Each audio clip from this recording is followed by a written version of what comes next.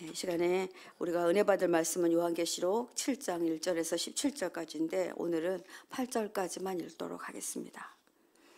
이 일 후에 내가 내 천사가 땅 네 모퉁이에 선 것을 보니 땅의 사방에 바람을 붙잡아 바람으로 하여금 땅에나 바다에나 각종 나무에 불지 못하게 하더라. 또 봄에 다른 천사가 살아계신 하나님의 인을 가지고 해 돋는 데부터 내 천사를 큰 소리로 외쳐 3절 읽겠습니다. 이르되 우리가 우리 하나님의 종들의 이마에 인치기까지 땅이나 바다나 나무들을 해하지 말라 하더라. 내가 인침을 받은 자의 수를 들으니 이스라엘 자손의 각 지파 중에서 인침을 받은 자들이 14만 4천이니 유다 지파 중에 인침을 받은 자가 1만 2천이요 루벤 지파 중에 1만 2천이요 갓 지파 중에 1만 2천이요 아세일 지파 중에 1만 2천이요 납달리 중에 1만 2천이요 므낫세 지파 중에 1만 2천이요 시므온 지파 중에 1만 2천이요 레위 지파 중에 1만 2천이요 이사갈 지파 중에 1만 2천이요 함께 읽겠습니다. 스불론 지파 중에 1만 2천이요 요셉 지파 중에 1만 2천이요 베냐민 지파 중에 인침을 받은 자가 1만 2천이라 9절까지만 읽겠습니다. 이 이후에 내가 보니 각 나라의 족속과 백성과 방언에서 아무도 능히 셀 수 없는 큰 무리가 나의 흰옷을 입고 손에 종려 가지를 들고 보좌 앞과 어린 양 앞에 서서. 아멘. 하나님의 말씀입니다. 저희가 어제 묵상했던 요한계시록 6장에서 6개의 봉인이 떼어졌던 것을 여러분 기억하실 것입니다. 이제 7번째 봉인이 떼어질 차례인데 7번째 봉인이 떨어지면 하나님의 심판이 완성됩니다. 그런데 하나님은 6번째 봉인까지 떼시고 7번째 봉인을 앞서서 이야기를 하십니다. 어떤 말씀을 하십니다. 이 사이에 끼어져 있는 어떤 그런 내용들입니다. 근데 그날에 어떤 일이 일어나는지 우리가 보도록 하겠습니다. 그날에 견디지 못할 자들에 대해서 기록하고 있습니다. 주의 날에 누가 능히 서리요. 6장 17절 말씀에 이렇게 끝났습니다. 그런데 이제 7장으로 돌아가서 그날에 설 수 있는 자들에 대해서 말하고 있습니다. 그러니까 아무도 설 수 없겠다. 아무도 그 앞에 설 수 없겠다 말씀하시고 7장에서는 그런데 그날에 설 수 있는 자들이 있다. 어떻게 설 수 있는지 그렇게 우리에게 말씀해 주시고 계십니다.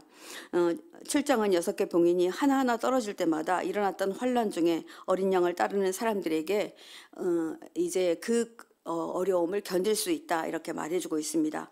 요한계시록 7장은 1절부터 8절까지는 인침을 받은 숫자가 14만 4천 명에 대해서 어떻게 어떤 사람들이 이렇게 해서 14만 4천 명이 되는지에 대해서 이야기하고 있고 9절부터 14절까지는 구원받은 자들이 하나님과 어린 양에게 구원이 있다는 구원이 함께 있다라는 하나님 앞에 찬양을 드리고 예배하는 장면들이 나옵니다. 그리고 15절부터 17절까지는 그 앞에 선사들이 흰옷 입은 자들인데 그들은 구원을 받게 되며 하나님 나라에 대한 기쁨과 감사로 그 앞에 서는 모습들이 나오고 있습니다. 여러분 6번째 두루마리가 열리고 7번째 봉인이 열리기 전 요한은 네 천사가 땅의 모퉁이에 서 있고 그들은 사방에서 불어오는 바람을 붙들어 땅 위와 바다 나뭇잎 하나도 흔들리지 못하게 막고 있는 모습을 봅니다. 땅 네 모퉁이는 지구 전체에 영향을 미치는 사건을 가리킵니다. 구약 성경에서 바람은 여러분 파괴적인 세력을 상징할 때 바람을 이라는 단어가 등장합니다. 그리고 바람은 하나님의 임재를 표현합니다. 그래서 하나님의 임재가 있을 때 바람처럼 불처럼 이렇게 이야기합니다. 그래서 바람처럼 이게 정말 휙 몰아쳐서 우리 성령의 임재가 임하기도 합니다. 여러분 바람이 동서남북에서 불지요. 북쪽에서 동쪽에서 서쪽에서 남쪽에서 이렇게 붑니다. 근데 여러분들 정말 바람이 있어야 농사도 되고 또 파도도 일어서 이렇게 조수간만의 자로 인하여서 많은 것들이 제대로 움직입니다. 여러분이 동풍이 분다. 서풍이 분다. 그러면요, 되게 이제 따뜻한 바람, 또 그리고 서늘한 바람 이렇게 말할 수 있습니다. 그런데 모퉁이에서 부는 거는 여러분들 북서쪽에서 동서쪽에서 남동 쪽에서 서북 쪽에서 이렇게 불어오는 바람을 말합니다. 근데 이 바람들은 어떤 바람이냐면요, 많은 비를 동반할 때가 있고 어떤 곳은 척박한 사막이 되기도 합니다. 너무 더운 바람이 불어서 그 땅을 말려버리는 그런 일들이 있습니다. 천사들이 이 땅에 종말과 하가 미치지 못하게 하려고 바다에 부는 바람, 땅에 부는 바람을 붙잡고 있는 장면이 나옵니다. 여러분 한번 천사들이 바람을 어떻게 붙잡을까요? 여러분 저는 바람 붙잡아 보셨습니까?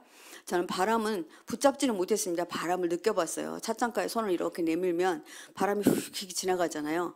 근데 잡으려고 하면 잡혀지지가 않는데 천사들은 이것을 붙잡고 있다라고 말합니다. 그래서 정말 신기했어요. 아, 바람을 좀 붙잡아 봤으면 좋겠다 이런 생각도 했고요. 하나님이 천사들을 온 땅 네 귀퉁이에 바람을 붙잡아서 전쟁과 재난이 닥치지 못하도록 붙잡고 서 있는 장면을 요한에게 보여줍니다. 하나님이 제어하시는 능력, 그러니까 바람을 붙잡는 능력, 그리고 모든 것들을 억제하는 능력, 이 능력이 하나님께 있다는 것을 보여주고 있는 것입니다. 여러분 이렇게 모든 능력에 의해서, 하나님의 능력에 의해서 제어되고 있는 이 이유가 있습니다. 이 바람을 불지 못하게 하는, 이 바람은 전쟁이기도 하고요, 기근이기도 하고 재난이기도 합니다. 이것들을 못하게 하는 이유가 있다는 겁니다. 저는 어린 시절 저희 부친이 제가 잘못하면요 매를 들고 애초리를 들고 죄송합니다.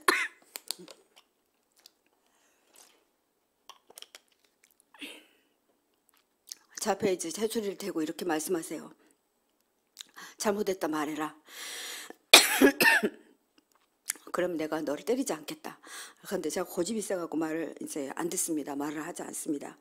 그러면은 셋 셀 때까지 얘기해야 된다 이렇게 말씀하세요. 하나, 둘, 근데 셋을 딱 세시지 않으시고 둘 반 이러세요. 그러시고 둘 반에 반 그래요.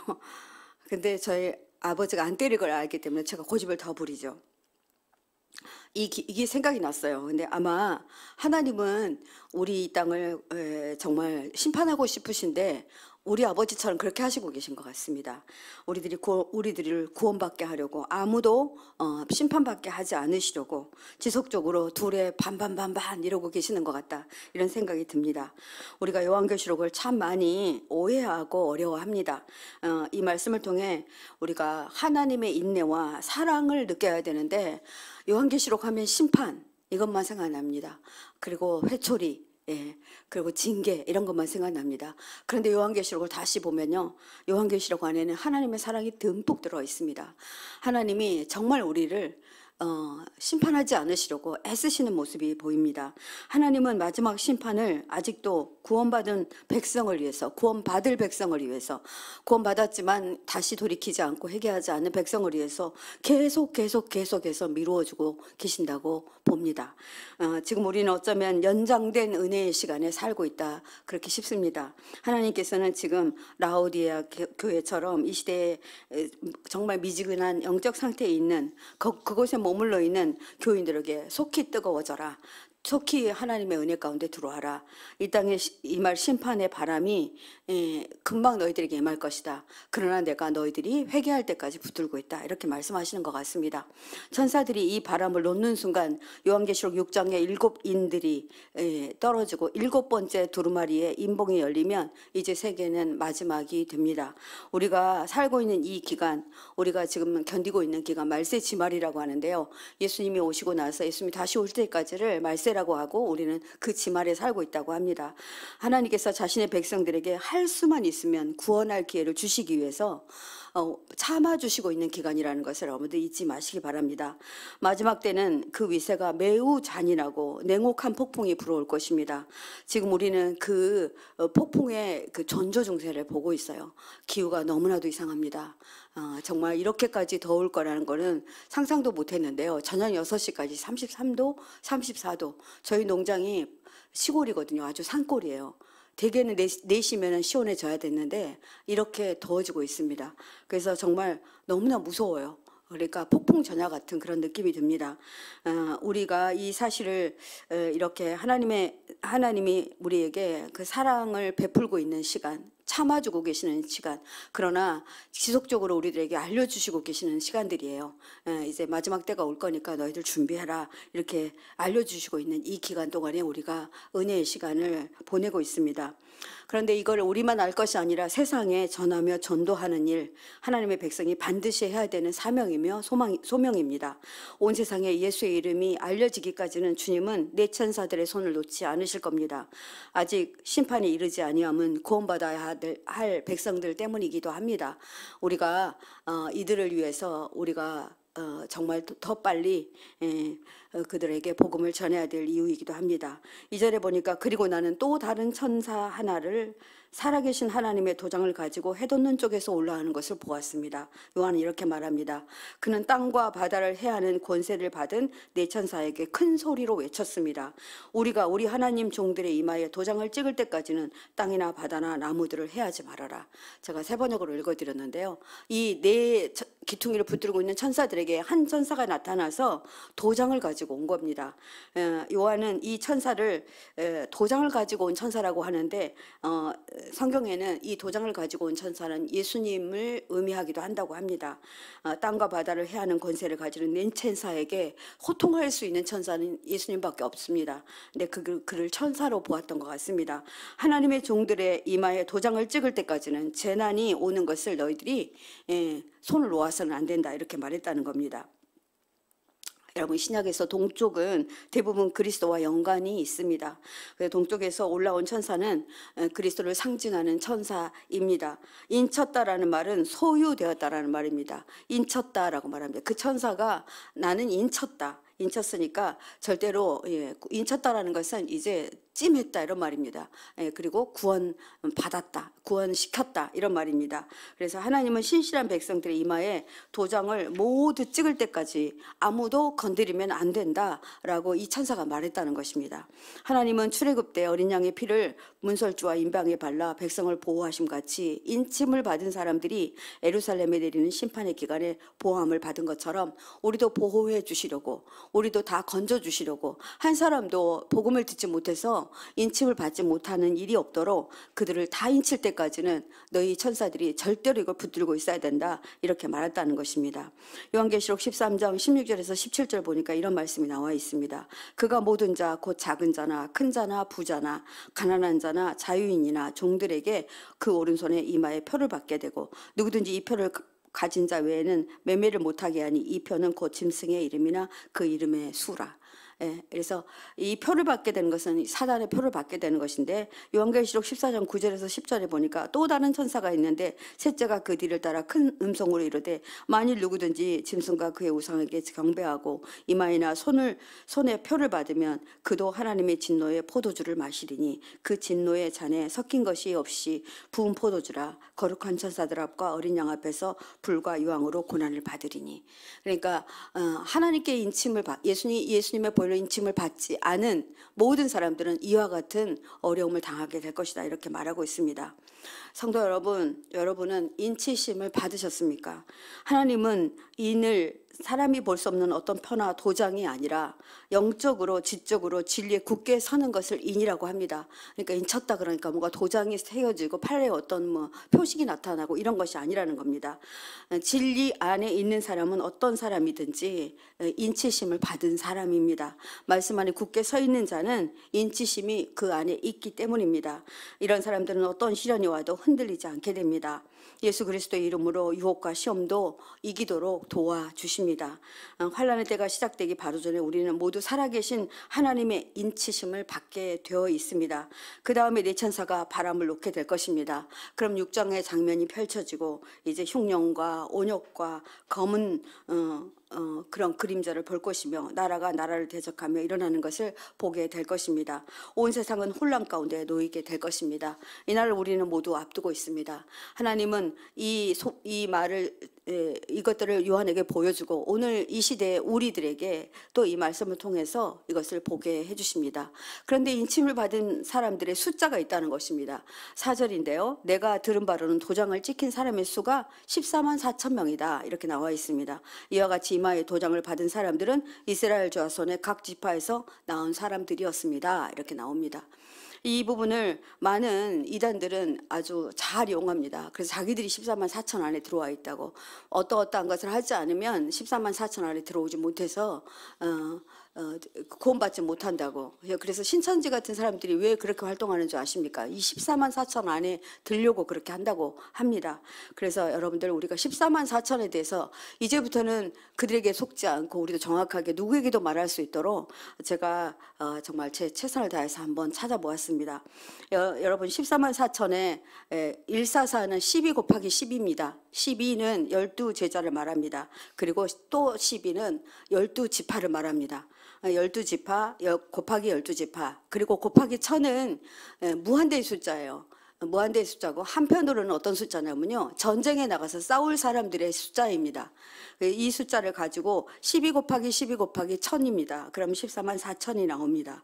그래서 이스라엘 전체를 대표하는 숫자입니다. 전쟁을 치를 수 있는 사람의 숫자예요. 이거 무슨 얘기냐면요, 어떤 전쟁이 왔을 때 우리가 믿음으로 전쟁을 치를 수 있는 사람은 이 14만 4천 안에 들어간다는 얘기입니다. 여러분, 믿으시기 바랍니다. 저와 여러분 14만 4천 안에 이미 들어와 있습니다. 왜냐하면 기도로 전쟁을 치르고 있기 때문에 그렇습니다. 다시 말해서 이 땅의 모든 교회와 성도들은 14만 4천 안에 들어갑니다. 이 사람들을 통칭하여 이스라엘이라고 하는데, 우리도 이스라엘입니다. 우리도 아브라함의 자손들입니다.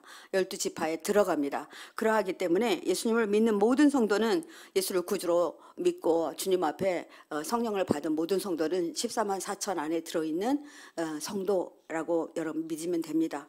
특히 1000이라는 숫자는 구약에서 여러 의미를 가지고 있는데요, 특히 전시에서 이스라엘 군대는 1000명 단위로 부대들을 조직했습니다. 제가 궁금한 게 있었는데, 우리가 사단이나 연대 이렇게 할 때는 몇 명으로 나누는, 저는 여자라서 군대 안 가서 잘 모르겠어요.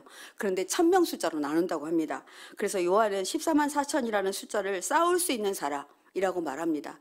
그래서 우리가요, 사단과 싸울 수 있다, 사단과 싸우는 사람이다, 나는 영적으로 싸울 수 있다, 나는 기도할 수 있다, 이러면 14만 4천 안에 들어가 있는 여러분들이 들어가 있는 그 용병이라 그렇게 믿으면 되겠습니다. 그래서 14만 4천은 큰 환난 또는 전쟁을 통과하는 자라는 뜻입니다. 그러니까 14만 4천이 숫자가 아니라 전쟁을 치를 수 있는 자, 영적인 대적을 할 수 있는 자라는 뜻이라는 것입니다. 그래서 계시록 7장에 입맞은 성도들은 이렇게 말합니다. 입맞은 성도들은 고대 이스라엘의 군대 제도에 따라 구성된 부대들이다, 전투자들이다, 전사들이다, 이렇게 말하고 있습니다. 그래서 매우 잘 싸우고 잘 이겨낼 수 있는 자들을 14만 4천에 속한 사람이라고 이렇게 말합니다. 마지막 시대의 요한계시록을 성도들에게 정확히 가르치고 확신 가운데 거하게 해야 합니다. 그래서 어렵고 난해하다고 가르치지 않고, 또 그리고 잘못 가르쳐주면 성도들은 이것 때문에 어려움을 당하게 됩니다. 그래서 헛된 상상력을 동원하게 되고 또 악한 이단에 빠지게 됩니다. 그래서 그들의 타겟이 되지 않도록 교회는 이런 정확한 것들을 가르쳐 드려야 합니다. 그래서 이단들의 공격에, 논쟁에도 심지어 정말 이방인들까지도 이렇게 너희들만 14만 4천 안에 들어가냐, 어디서 들었는지 그런 얘기를 하시는 분들이 있습니다. 예수 그리스도를 구주로 믿음으로 이 구원의 대열에 들어설 수 있다는 것을 우리가 알고 우리가 전해야 되는 것이 우리의 사명입니다. 살아계신 하나님의 이는 그리스도와 같은 품성을 지닌 사람들에게 인쳐질 것입니다. 우리 예수님을 구주로 영접한 사람들은 예수님의 성품이 우리 안에 들어오잖아요. 그래서 성령님이 우리 안에 계셔서 지속적으로 우리가 이길 수 있도록, 싸울 수 있도록 도와주시기 때문에 그렇습니다. 그리스도인들이라는 사람들 중 대다수의 사람들이 하나님의 날에 쓰라린 실망을 맛보게 될 것입니다. 그들은 이마에 살아계신 하나님의 인을 갖고 있지 않는 사람들, 그리고 뜨뜻미지근한 신앙을 가진 사람들, 불신자보다 훨씬 더 믿음이 없는 사람들, 이 사람들은 믿는 자로서 하나님께 욕을 돌리게 되는 그런 불상사가 일어나게 됩니다.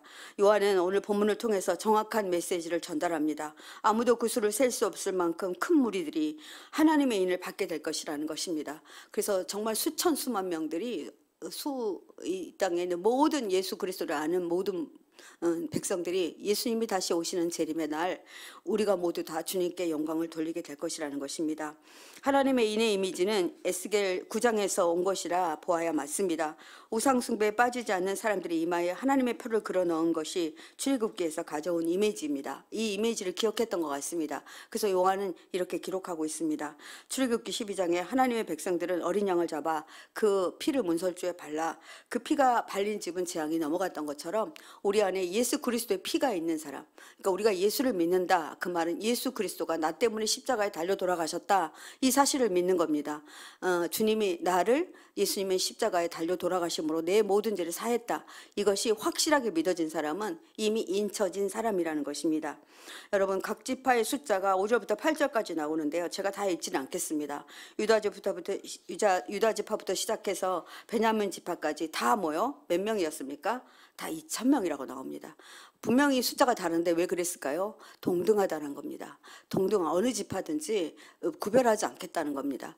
그래서 어느 지파든지 2,000명, 아마 뭐 이 숫자의 상징이 어떻게 있는지는 잘 모르겠으나 동등하다라는 의미밖에 볼 수가 없습니다. 그래서 우리가 한국 사람이나 미국 사람이나 이스라엘 사람이나 할 것 없이 우리가 이 사실을 믿는 모든 자에게는 동등하게 하나님께서 인쳐줄 것이라는 말씀을 하고 있습니다.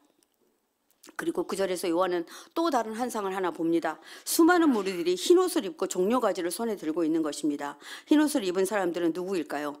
그들은 어디서 온 걸까요? 이들은 큰 환란을 겪어낸 사람들입니다. 예수님이 처음에 오셨을 때도 종려가지를 들었습니다. 그들은 옷들을 예수님 오시는 그 길에 깔았습니다. 근데 이제 마지막 예수님이 오실 때는 흰옷을 입고 종려가지를 흔드는 그런 장면을 요한이 보게 됩니다. 그들이 입고 있는 옷이 희게 된 이유가 무엇일까요? 그들이 자기 옷을 어린 양의 흘리신 피에 빨았기 때문에 그렇습니다.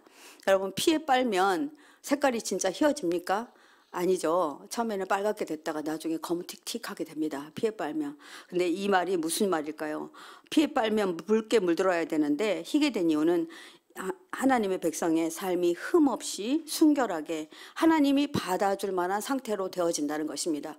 여러분, 예수 잘 믿잖아요. 그러면 죄악에서 벗어나게 됩니다. 예수 잘 믿는데 나는 계속 죄를 지어요, 이거는 잘못 믿는 거랑 마찬가지라는 겁니다. 점점 하얗게 됩니다. 그래서 나중에 예수님이 오실 때에는 내 옷이 정말 예수님이 입었던 흰옷처럼 밝게 빛이 나는 옷으로 이렇게 바뀌어진다는 것입니다. 예수님의 피는 생명이 있어서 죄를 속하게 됩니다. 그래서 죄는 모두 다 씻기고 깨끗하게 됩니다. 그래서 여러분들이 예수님의 피로 여러분의 죄를 속하는 성도들이 되어지시기를 간절히 소망합니다.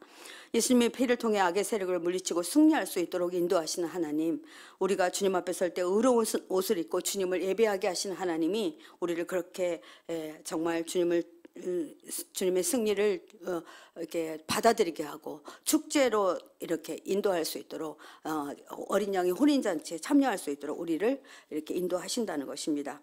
그들은 한 목소리로 크게 구원의 노래를 불렀습니다. 10절에 보겠습니다. 그들은 큰 소리로 구원은 보좌에 앉아 계신 우리 하나님과 어린 양께 있도다, 이렇게 외칩니다. 여기에서 나온 구원은 최종적인 하나님의 구원을 의미합니다.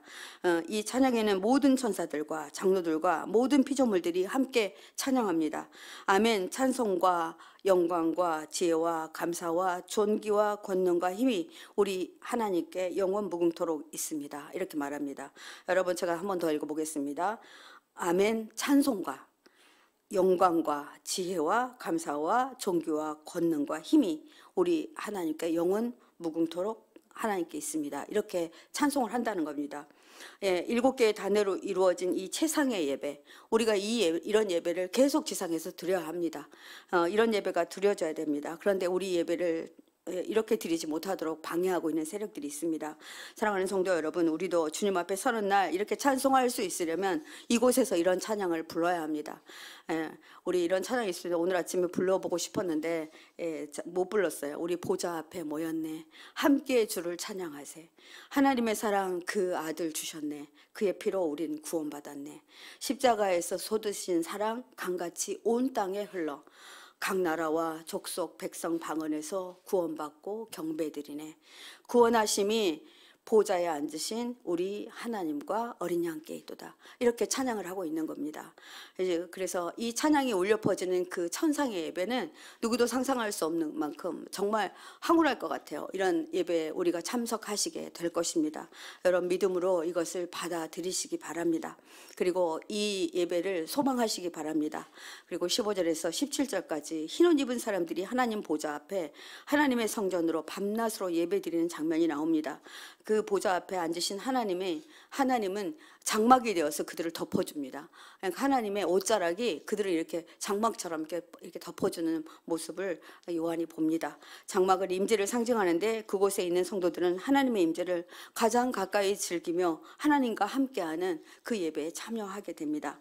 시편 기자가 하나님을 그리워하며 하나님의 전에 나와 있는 것이 그 어떤 집에 있는 것보다 훨씬 좋다고 고백한 것처럼 하나님의 백성은 모두 다 이제는 줄이지 않고 목마르지도 않고 뜨거운 것이나 괴롭히지는 것들이 없이 보호하심을 받게 될 것입니다.